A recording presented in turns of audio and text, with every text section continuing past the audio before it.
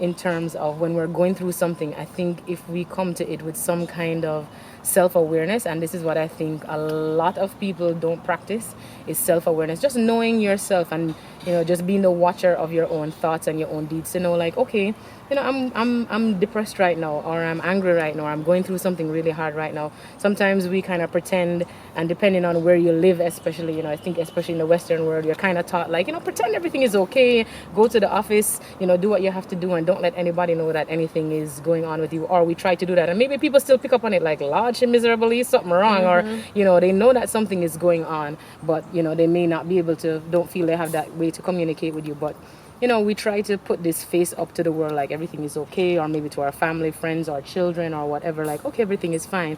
But normally, people can, most people who are in tune can normally sense when something, they may not be able to put their finger on it, but they know that something not right, or they know, well, Damali not happy, or Chandra don't really look happy, but we don't know exactly what it is. So they can sense that energy too when we're feeling better about the world.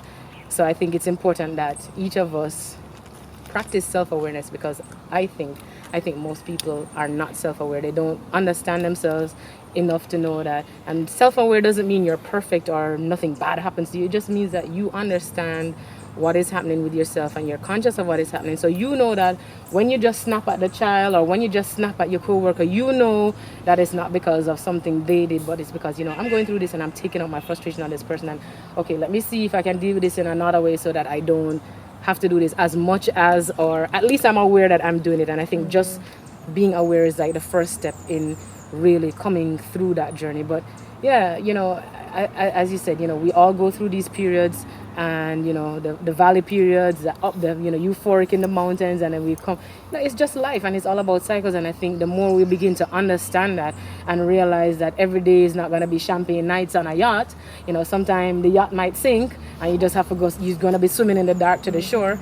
If you understand that life is about cycles, I think that you become a little more relaxed, like you're not struggling to fight against the current in that dark water. That, okay, I can float a little bit, I can see the light over there in the distance. It might take me a while to get there, but I'm gonna get there. I just rest a little bit, start again. If I have to rest again, I rest, and I keep going at it. But yeah, I don't know if that answered your question. It did, and I think no, it did, and I think self-awareness is key. But I think some of these terms for people can be confusing. Not, I don't know, but I know for me in my journey, sometimes hearing those things like self-awareness, like how does that apply to me? I mean, it sounds pretty straightforward, but then again, maybe I think I'm aware of my life, of myself, and I woke up this morning, I'm breathing. Am I not aware? So it sounds like right. It sounds like it goes deeper than that. So I would just like you to expound a little on self-awareness, and maybe even what you think are practical ways people can get there.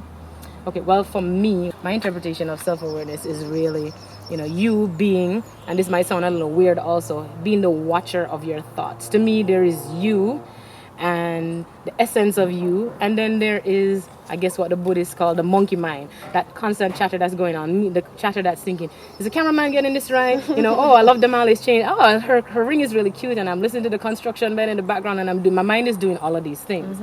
But the self-awareness is watching me, and it sounds weird, I know, if you've never really thought about it, that's where the essence of you, or the practice of self-awareness, is watching all of those thoughts. And those thoughts, the self-awareness for me is saying, okay, you need to focus on what the words that Damali is saying, and listen to Damali, and be present with Damali, and forget about all of these other things that your mind is like listening to, calculating, and trying to figure out.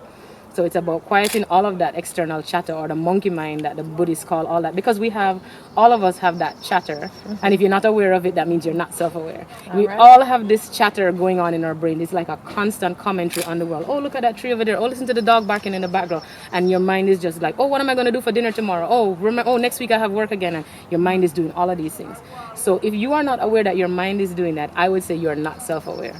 So that's one thing I would say as one clue as to your self-awareness. So once you start to clue in on some of those things, like what your mind is, not your mind, what your brain is doing, like commenting on everything about the world, it is, to me, the essence of who you are is really that thing that is that intangible thing that is listening to all of those thoughts. and that can actually step aside. I know it sounds really weird and it sounds airy fairy, but you can actually step aside, and that is actually the voice that some people will call the inner voice or the voice of God if you're religious, will say, okay, calm down, or yes, you're thinking all of these things, or you have that crazy voice in your head saying, oh yes, the man said he's working late, so that must mean he's with her, and your mind is going crazy. That voice will say, okay, stop a minute, take a breath, calm down.